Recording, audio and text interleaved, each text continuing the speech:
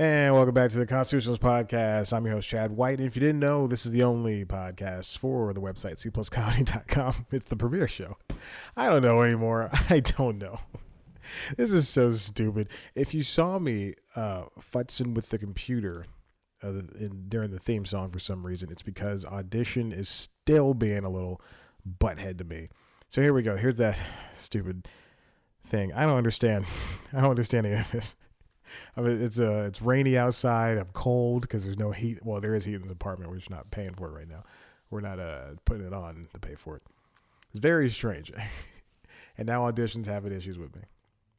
But hey, look at this. We're in the middle of it. We're in the thick of this show that is the Constitutionals Podcast. It's a wonderful show.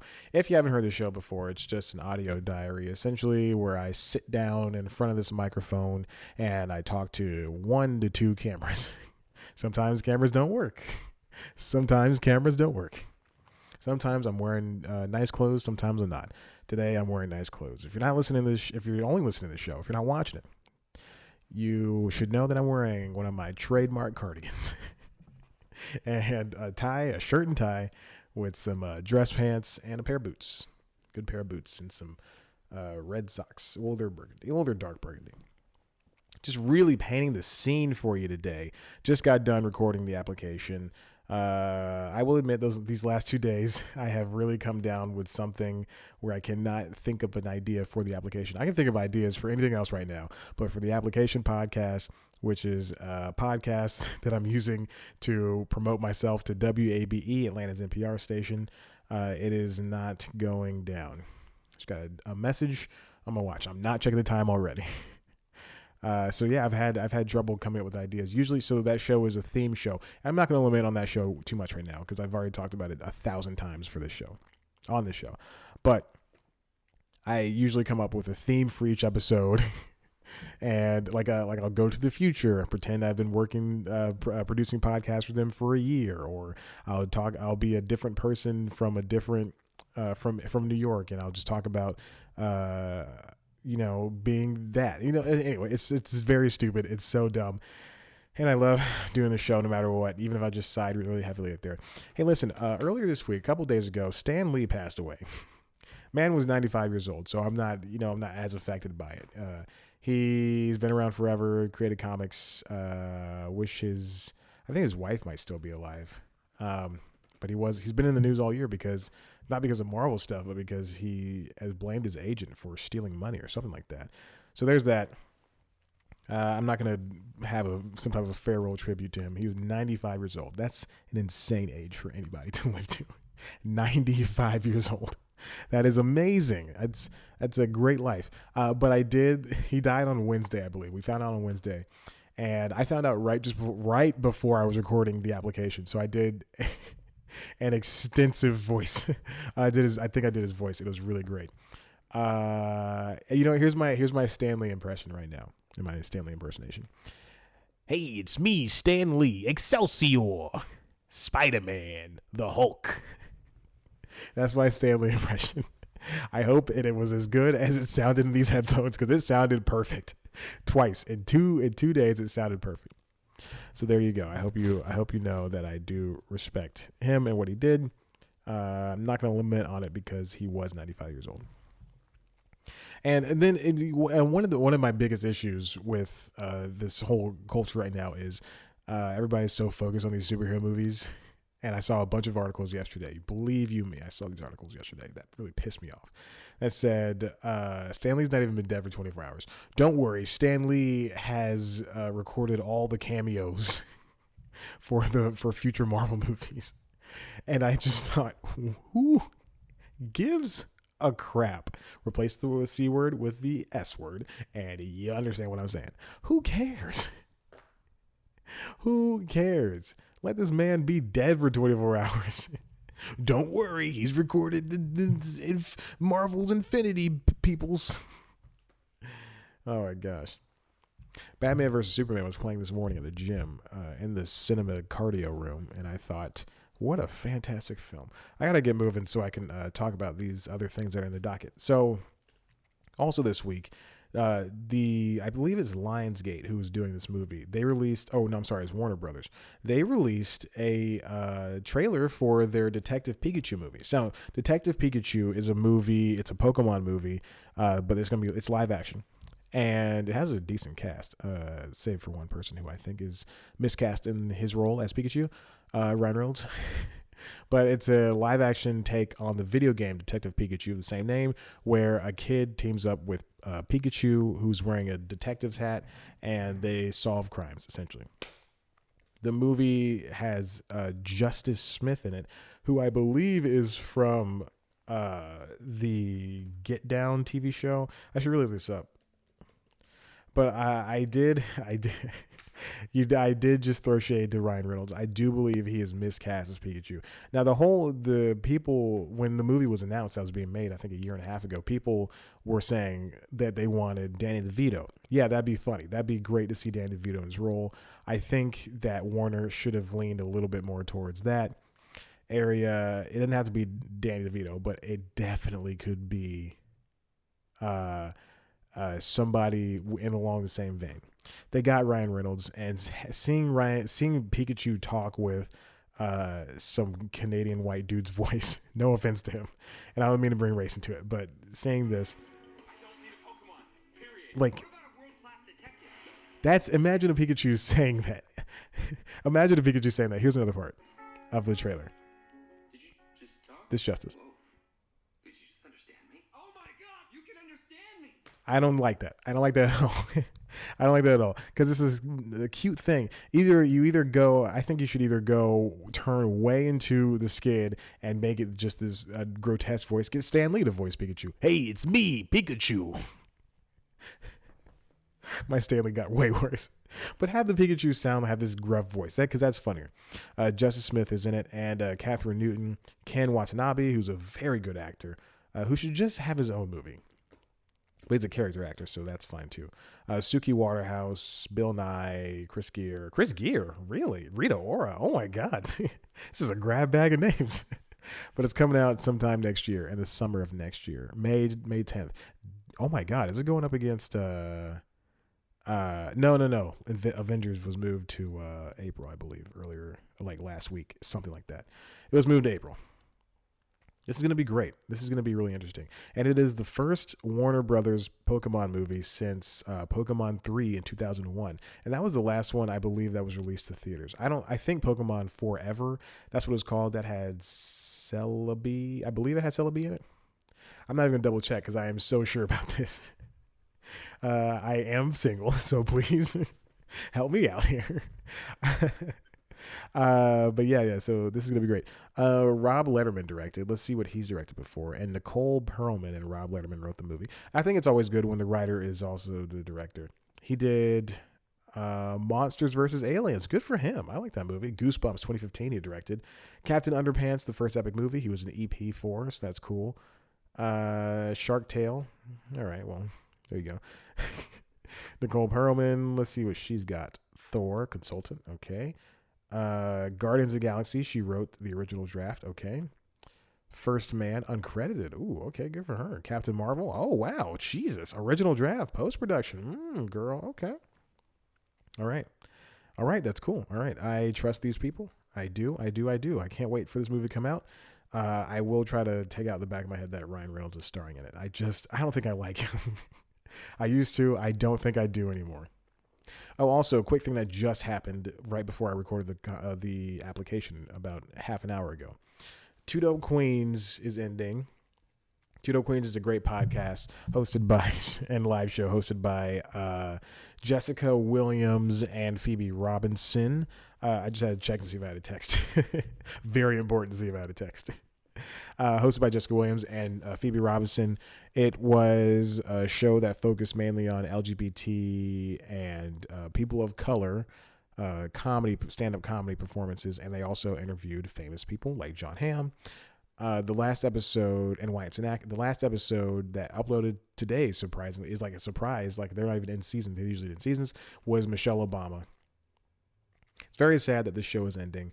But they are recording the lives. They have a live show. They have a couple of specials on HBO, so recording some more specials, so that's good. That's coming out next year, but it is still sad to see this show end. But they're just so busy, and that's the only reason I can come up with like that. They're ending. This show is just, they're both so busy. I think Jessica Williams, and I've said this already 3 times, so I'm not sure. Jessica Williams might be in the new Fantastic Beasts movie. And I'm going to look it up because I feel so bad for saying it so many times. She's 29 years old. She's 6 foot tall. We make a good couple. I'm only 5'10". Yeah, she's in the new Fantastic Beasts movie. That's cool. That is interesting. Man, it sucks, though, that this show has to end. I love it so much. Let's see what else we got. Let's see what else is going on. So definitely check that out. Detective Pikachu. Watch the trailer. If Toy Story 4 trailer looks cool. Okay, Sally Forever. I watched Sally Forever last night. That is HBO and Sky's. I believe it's Sky. Let's see. I'm trying to look it up. It's a TV show that is just like what's it called? Hello, Ladies. It's about except it's not just like it. It is slightly less like that show that I previously said. It's about a woman played by Catherine Shepard who doesn't like her husband, her fiance. She loves him, but she doesn't, love him. And she's questioning their relationship. And she meets this woman named Emma, who is the show's creator, Julia Davis, show's creator and writer, I believe. And they have this whirlwind romance, and it's a really beautiful show. There's a great sex scene that involves it's a sex scene, lesbian, and toes, and the husband is kind of involved, but he's doing his own thing, his nightly routine. It's a very funny thing. I think you should check it out. Sally Forever, HBO. Very funny show. I want to get into this before I have to go to break really quick. Busy Tonight and Patriot Act. So let's start with Patriot Act, because that's what I know more about. HASAN Minhaj's show, Patriot Act, and Busy Tonight, they hosted by Busy Phillips, both started around the same time. Busy Tonight is this Sunday through Wednesday show, which is so very strange, but I'll get to that in a second. Patriot Act is the weekly show on Netflix. Netflix recently canceled Michelle Wolf's show, and did I talk about this? I think I talked about this. Anyway, I finally saw Busy Tonight, and Busy Tonight is very interesting.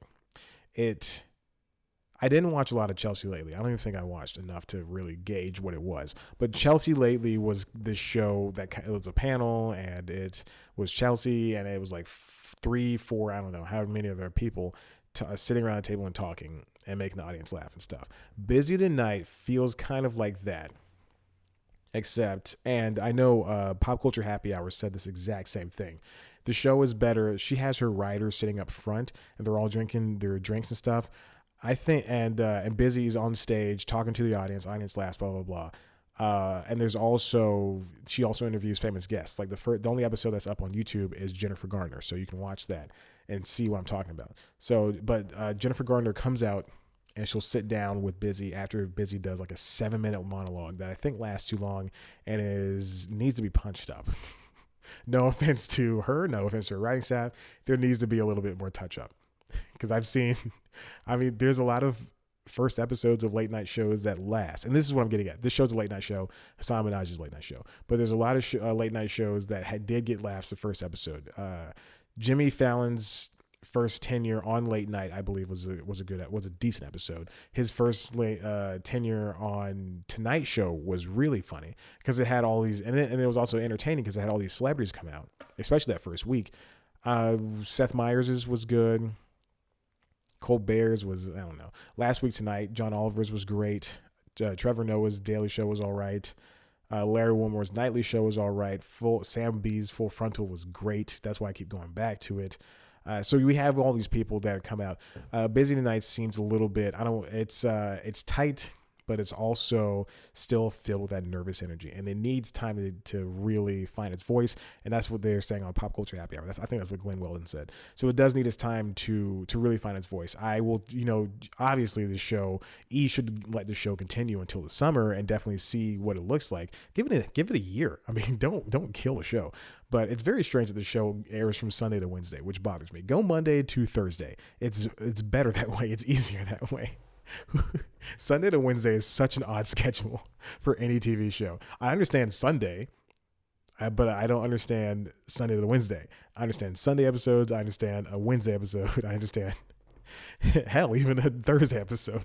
But Sunday to Wednesday, which makes me think, I wonder what DeSuze and Miro have been doing the rounds because their new show on Showtime comes out sometime early next year.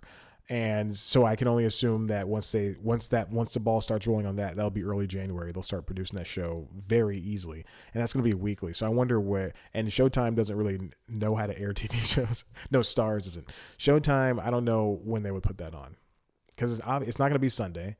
It's not going to be Saturday. It'll be during the week at some point. I would venture as much to say it can't be a Monday. I don't think it'll be a Monday. It'll either be a Sunday or a Thursday or a Friday. Sunday, Thursday, or Friday, because they have to get the week's jokes set up. But they're not, their shows aren't really about writing. Their show that was on Viceland wasn't about writing. It was just about them off the cuff commenting on stuff. So I'm excited to see what happens with that. Busy Tonight, watch it. I like Busy Phillips a lot. I've had a massive crush on her since Freaks and Geeks. I watched Freaks and Geeks when I was very young, and I've had a massive crush on her ever since then. She's a very funny person, too. Very talented actor on Cougar Town. Definitely check that show out. Even though I have not gotten too far into that. I haven't gotten very far. If you look on my Hulu account, I haven't gotten far at all. Okay. So there's that. Definitely check out those things. Hey, listen, we're going to take a break. When I come back from this break, you're going to sit here and enjoy every last bit of the last story I got for you. So hold on tight to your butts. Here we go. This is The Break. 3, 2, 1. Go for Chad. Okay. Hey, we're back. Give me a break. Give me a break. Break me off of that piece of that constitutionals. Break me off a piece of your constitution. Please, while we're here, please do it, please. Let me tell you what you missed while I was on break. While you guys were on break, I wasn't on break. I've been recording the show for the past 17 hours. Okay, let's get right into this. I thought I was gonna have more for that, but I didn't. I didn't have more for it. All right, so this next story. Disney plans heavy investment in Hulu, wants more original series. So obviously, next year the Disney Fox acquisition is going to be finalized. Nothing is standing in the way of that. Nothing is standing in the way of these big acquisitions. I think this and the AT&T one with Time Warner, which is now Warner Media, which only matters to me. You know, I was talking to a girl on a dating app, and we were talking about the Warner Media AT&T crossover for some ungodly reason. I think because she works for Time Warner now. Warner Media, excuse me. And she was like, it's a pain. And I was like, it's pretty cool, though, it happened. And she never messaged me back. That's fine. I was not attracted to her, but still, it makes me so mad. Stop ghosting. We are adults. Okay, so let's see. And then that one. And then T-Mobile is set, or Sprint's said to buy, one of them is said to buy each other. I think it's T-Mobile buying Sprint. So that's going to happen at some point. I remember the Department of Justice used to be so hands-on with this stuff, and they're the ones that okay this type of this big merger business of conglomerates, so there aren't monopolies in any of the industries. But it just doesn't matter anymore. All these companies are buying each other. Wasn't it AT&T that split away its phone service, and then that was Singular for a little bit, and then they were a little bit trepidatious about the DOJ was a little bit trepidatious about AT&T and Singular getting back together. I don't know. God, there's so much going on. Anyways, so the Disney Fox acquisition is going to bring about a whole new slew of owning issues for Hulu. So I've talked about this on News Time before. Universal owns, I want to find the exact numbers, but Hulu was owned by Fox, ABC, NBC. It was owned by those three. And then at some point Turner got in there, and then and it just became this whole thing. So here is it was Disney, 20th Century Fox, Comcast, and AT&T. So those are the people that own it currently. So when Disney buys 21st Century, which is only a small leg of Fox, when Disney and 21st Century come together, they're going to have 60%. Now, one of the issues, Comcast, which is NBC Universal, they have 30%. AT&T has 10%. One of the things is, I mentioned this on this News Time, which you can definitely check out. I'll link to that. News Time. So in your podcast descriptions, in the YouTube description, check out that episode of News Time. Comcast, when this happens, Comcast is the next biggest shareholder. So that's 60, 30, and 10. Comcast is so people think Comcast is going to look at this Disney thing and go, oh man, that's a lot. Maybe we should start our own streaming service. But if you look at all the streaming services that have failed, CISO and Crackle's not doing too hot. Just all the, I don't think Verve is, Verve is just a grab bag of channels. And so like all these other streaming services that aren't Netflix, that aren't Hulu, that aren't Amazon Prime, those are the ones that are doing well. Everything else is not doing well at all. And so Comcast can do one of two things. They can either suck it up and stay working with Disney, or they can split off and do their own streaming network. Their own streaming network is going to be hard to build upon. So I doubt there's little chance of them going out and breaking off and making their own network. And then, so they might as well stay with Disney and continue to just suck it up. I mean, you're going to get money regardless. So who cares? Who cares? The next point in this paragraph on Wikipedia, it says, some of Hulu's competitors include Netflix and Amazon. That's their only competitors.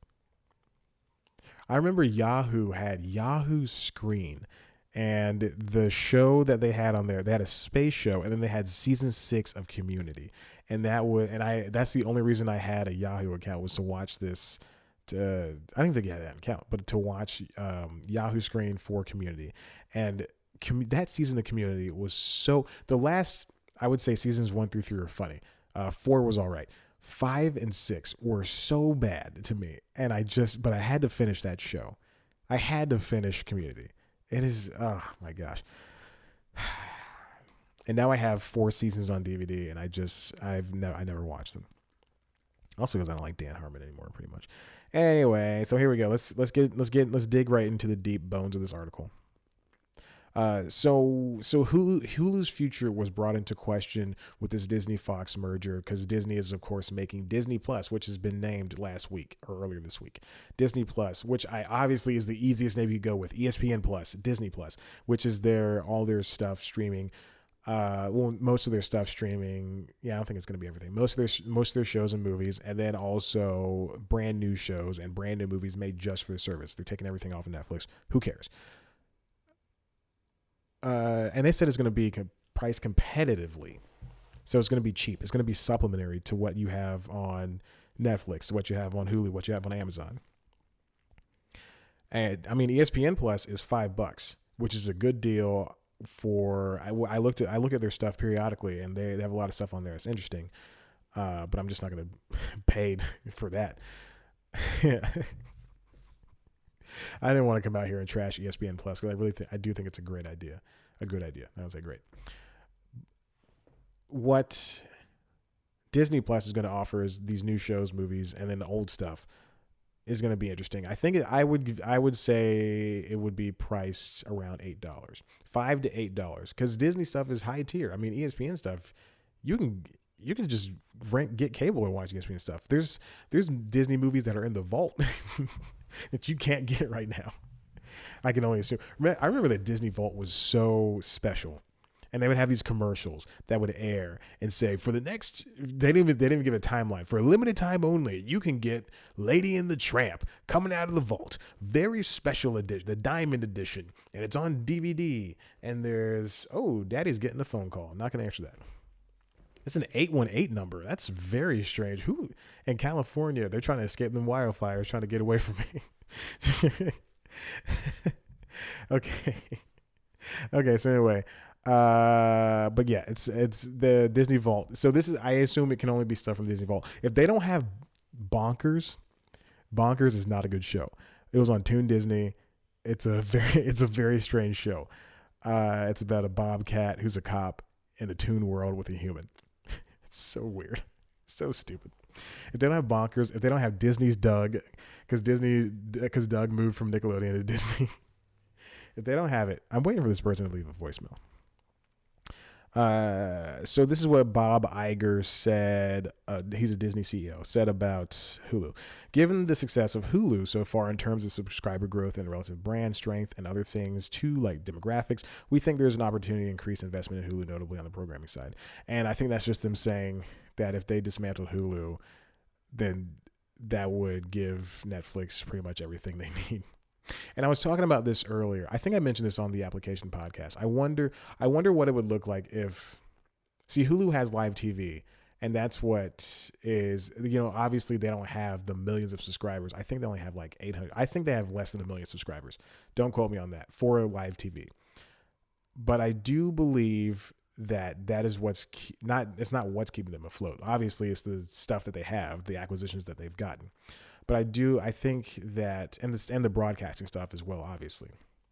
But I do think it's very interesting that I wonder what it would look like if Netflix tried to have a live component. I did see an article earlier that said something along the lines of Netflix might be trying out mobile subscriptions. So people who only watch on their phones, which why would you do that? Why would you just watch it on your phone? I always travel, blah, blah, blah. No, it's still stupid. I got the commenters that don't listen to this show before they got me. But I wonder what that would look like. Because their weekly shows don't do hot. That's why they canceled Michelle Wolf's show. That's why they canceled Joel McHale's show. That's why they canceled Chelsea's shows. I think she had 2 to 3 shows, something like that. Hey, finally left a voicemail. That was a long voicemail. So I wonder what that would look like. That'd be very interesting to see. I don't think they'll do it. I don't think they have the infrastructure. I think there's too much on there for a live thing to be discovered, for somebody to sit down with a live event. But Hulu has live TV, obviously, and then Amazon has live events. Like they've done the royal weddings. They do football every single week. They do live events periodically. And which also begs the question, why don't Amazon owns Twitch, bring some Twitch events over to Amazon, to Prime. This is something that I think would need to be parsed out a little bit more, but they should definitely do that. That would be very smart of them. The next time Twitch has a big event, just say, hey, you can watch this Twitch thing on your Amazon Prime account. It's great because they own Twitch now, and they're trying to have some corporate synergy over there. So part of the expansion of Hulu's going to be blowing up now, it's going to go to international markets. Netflix is available everywhere. That's one of the issues. That's why at the end of the year, analysts are saying that Netflix is going to have 127 million users, which is insane for anything. If each one of those people watched one episode of Stranger Things, that can make that the biggest show in the world. Iger's plan to offer Hulu's content to an international audience and build upon series from FX and Fox is one method of trying to substantially increase subscriber counts. It's unclear if Hulu will follow on Netflix's footsteps and invest in more foreign original series for its international subscribers, but Iger said those conversations will happen once the company takes majority control of Hulu. Very interesting. This is from Iger.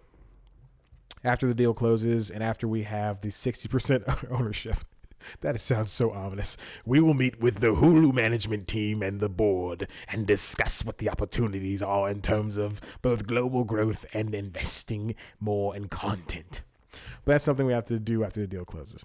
They're obviously making plans now. Disney Plus is going to launch at some point later this year, I believe, or early next year. There's going to be a Loki TV series. There's going to be a Star Wars TV series. There's going to be another Star Wars TV series. That's crazy, man. People are living that life if they love that Disney stuff. Can't get enough of that Disney stuff. Yeah. Name of the episode. Man, oh man, oh man. But it's going to be very interesting to see what they do with Hulu. Hulu is, I believe, hands down my favorite streaming service. They cancel comedies left and right, but it's the combination of, I mean, I don't even, their prestige dramas, which are they're really well done, which I mean, same thing for Netflix, same thing for Amazon. Their prestige dramas, I still haven't seen the Romanoffs yet, so maybe I'll watch that, for next week's episode. Prestige dramas, their broadcast stuff, and I haven't seen a lot of movies on Hulu because a lot of stuff that's on Hulu is on Amazon, so I'm going to watch it on there. And then the live TV component is definitely one of the interesting parts. I'm a different breed, I'm a young, I hate saying this word, millennial who loves still watching cable TV because that's how I grew up. And any chance I get, I'll watch that over something that's streaming. It's very interesting though. I'm excited to see what happens. I love Netflix and Hulu and Amazon. I mean, I lament on this every single day. We can pay $40 and we can watch whatever we want. It's crazy. And we're still complaining that something is bad or good. It's crazy. It's insane. Well, this has been an episode of the Constitutionals Podcast. Listen, if you like what you heard here, why don't you head on over to cpluscomedy.com where there's some interviews, there's some other funny stuff. We've got this podcast. That's where this lives. Also, that's where the application lives. The other podcast where I'm doing to pimp myself out to WABE. Definitely subscribe and check that show out because I did lose 2 subscribers. It's a high subscriber count, but I can still see when I lose 2 people. So definitely check that show out. It's a daily show. It's wonderful. I love doing it. I talk about early on. Never mind. I'm not going to mention what I talk about. Anyway, definitely check that show out. Also check out News Time. That lives on youtube.com/C+comedy, where you can also watch video versions of this show as well. News Time is a weekly entertainment news show. It's kind of like Last Week Tonight, Full Frontal, Daily Show, except less funny. All those people came from the Daily Show. Shut up. Oh my God. Okay. What else is going on? That's it. That's pretty much it. I appreciate you. I love you. Thank you for listening. Share this with your friends. Thank you so much. Bye.